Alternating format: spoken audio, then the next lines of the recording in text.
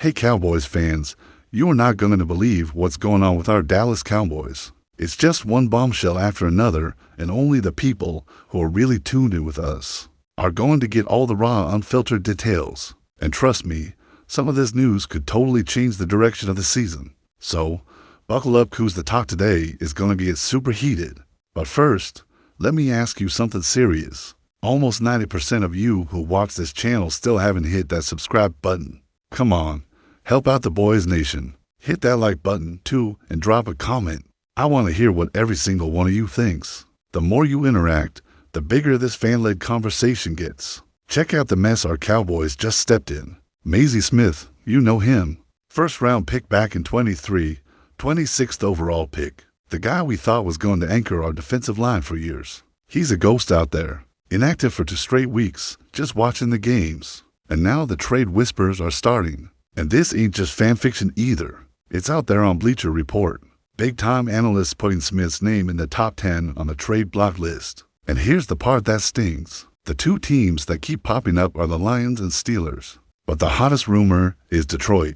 You know what they project the Cowboys would get in return? A measly conditional 6th-round pick in 2026, a 6th-rounder. Man, that's like selling a luxury car for the price of a used bicycle. And this is on top of a $13 million rookie contract that runs through 2026. It's obvious his market value has tanked. And that hurts because we had huge expectations. The analyst Knox said that Dallas might take any reasonable offer because they just don't have the patience to wait for him to develop. He mentioned that Smith was seen as a raw project from college, needed time, but he still carries that 6'3", 330-pound frame, an absurd physicality you just can't teach. The question is, did the Cowboys give up on him too early and even bigger with Kenny Clark arriving to dominate the middle? Smith's window here seems closed. The defensive coordinator, Matt Eberflus, keeps talking about consistency, that the kid shows flashes, but he can't sustain it, and that's the real deal. In Dallas, there's no room to learn from mistakes, especially now that Micah Parsons is gone. The pressure for immediate results is massive. Now, imagine him with the Lions playing next to Hutchinson. Then we'd have our answer if the problem was our scheme, or if the guy just doesn't have the juice for the NFL. And Smith in his interviews is still humble. I'm doing whatever the team asks whether I play or not. It sounds nice, but everyone knows a player wants to be on the field. To be honest, if I were Detroit, I'd take the risk. Low cost, high upside. But as a Cowboys fan, it stings to see another high pick turn into cheap trade bait. It feels like a movie we've seen before. And the women who follow the team are saying the same thing. Why burn a high pick if you don't have the patience to develop the guy? I totally agree. Comment below if you think Dallas should trade Smith or hold on to him a little longer. I'm torn, but I know a lot of people are just done waiting. And hold up, because the next piece of news has to do with a big-name guy coming to Dallas. And trust me, that's going to make this whole thing even spicier. All right. After that crazy win against the Giants with the field goal at the last second of overtime, Jerry Jones threw some more gas on the fire. Dallas signed J. Devin Clowney. Yep, the same Clowney, the veteran, the #1 overall pick back in 2014. That guy we know for his insane physical impact, who's still got plenty of gas in the tank to get after quarterbacks. And look, this isn't backroom talk. It was Jerry himself who said it right after the game. He's going to give us depth. He's a big help. He's very reliable. And if we're being honest here, this signing has weight. First, because the Cowboys are still trying to fill the massive hole left by Micah Parsons' departure. Dude, let's just be real. Over 50 sacks in 4 seasons. The leader of our defense, an absolute monster. You can't just replace that kind of talent overnight. And so far, the rotation with Sam Williams, Dante Fowler, Ezi Ruaku, and Nealand wasn't scaring anyone. The defense was struggling against the Giants. Russell Wilson threw for 450 yards, 3 TDs. It looked like a backyard football game. So, bringing in Clowney is a clear sign that Dallas isn't just going to sit back and watch the house burn down.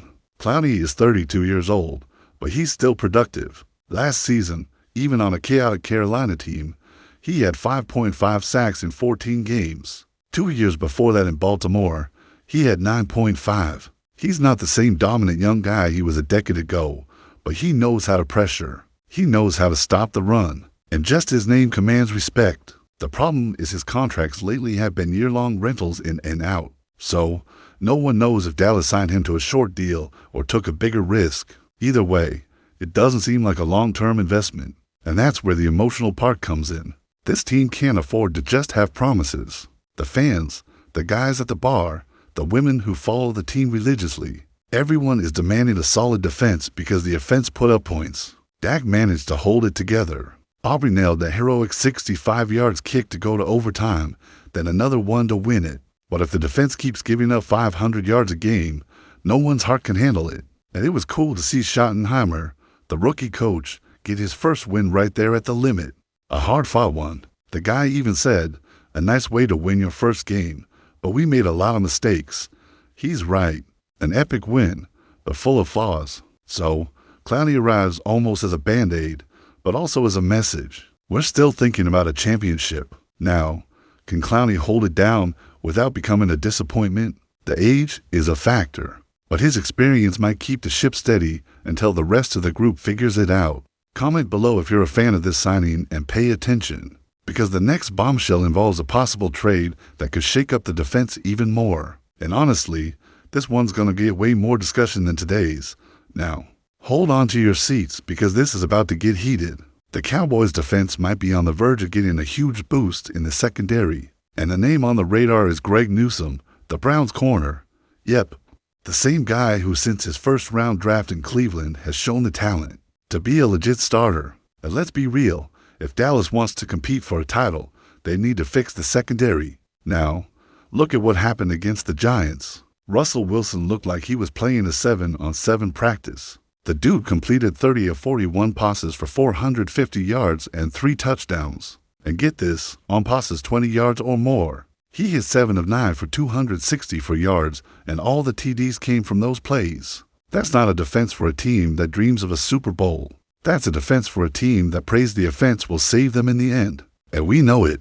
Offense can win a game, but you win a championship with a solid defense. And to make things worse, Trevin Diggs just couldn't keep up with Malik Neighbors. Kare Elam is still all over the place getting lost in his roots, looking like he has no confidence. And when Bland isn't on the field, the house comes crashing down. So when a guy like Newsome pops up, a consistent young proven player, we have to be serious about making a move. The Browns are 0-2 and their season is heading toward a disaster. So the chance they become sellers at the trade deadline is high. And if that happens, Newsome could be exactly the asset that brings back good compensation. Dallas needs to be at the front of that line because the stats don't lie. In 5 years, the guy has only given up 128 yards, 10 touchdowns with 3 interceptions and 28 passes defended. He's a solid profile, the kind of guy who comes in and starts on day one. The fans are already demanding it, and not just the guys in the bleachers. The women who follow the team are all over social media saying, "What's the point of scoring 40 if the defense gives up 37 and that's it?" An unreliable defense kills a promising team. And if Jerry Jones is smart, he knows that bringing in Newsome now is avoiding paying a higher price later. Of course, there will be a debate how much draft capital is worth giving up. Is a second rounder worth it? A third? I for one think if it's a second, you have to pay it because this roster can't waste what it is going for it. Dak is playing well. Schottenheimer has been a pleasant surprise. The offense showed life, but with a hole in the secondary, forget it. The big teams are going to exploit it with no mercy. So, comment if you'd be down to give up a high pick to secure Newsome. Because listen, if that trade goes down, it completely changes the conversation about our chances this season. And get ready, because the next piece of news isn't a boost. It's a major loss on the offensive line, and this one really hurts. And now for the kind of news no one wants to hear, but we have to face it. Cooper Beebe, our starting center, is out for a while. The diagnosis is a high ankle sprain, and the timeline is 6 to 8 weeks. That's right, basically 2 months without the guy who was establishing himself as a key piece of our offensive line. And this isn't just any absence. Beebe was winning over the fans since training camp. Remember, he never played center in college at Kansas State, but he came to Dallas, embraced the position, showed some real guts, and quickly became a fan favorite. A guy like that with that drive, that energy, that chemistry with Dak makes a huge difference. And then in week 2, we lose the motor in the middle of our line. In the game against the Giants, he wasn't even on the field for overtime. Brock Hoffman, that utility old guy, came in and held his own as best he could. But there was that snap fumble with Dak. Imagine if we lost that game because of it. We were lucky that Aubrey was on fire and won it with the kick.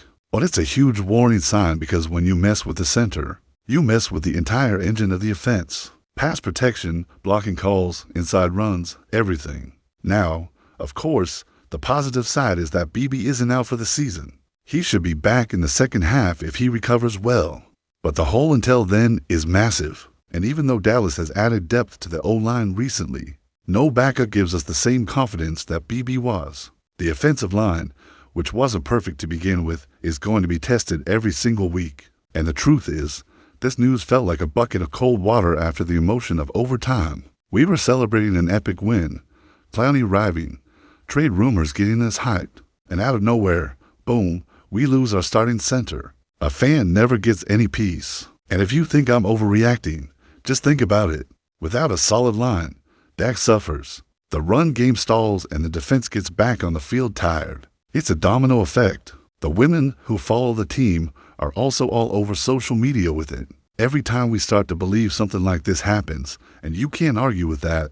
Football is a cruel sport like that. One day euphoria, the next worry. Now we just have to hope Hoffman can hold it down and the staff can find some creative solutions. Comment if you think the O-line can handle this hit, or if Jerry Jones will have to go find another reinforcement because, man, losing BB right now was a gut punch. And get ready because in the conclusion, I'm going to tie everything we talked about today together and give you the real talk about where this team can actually go. Yeah, guys, after all of that, it's clear this team is a total roller coaster. On one hand, you have the Maisie Smith trade rumors. On the other, Clowney signing, then this possibility of Newsome arriving, and then the gut punch of BB's injury.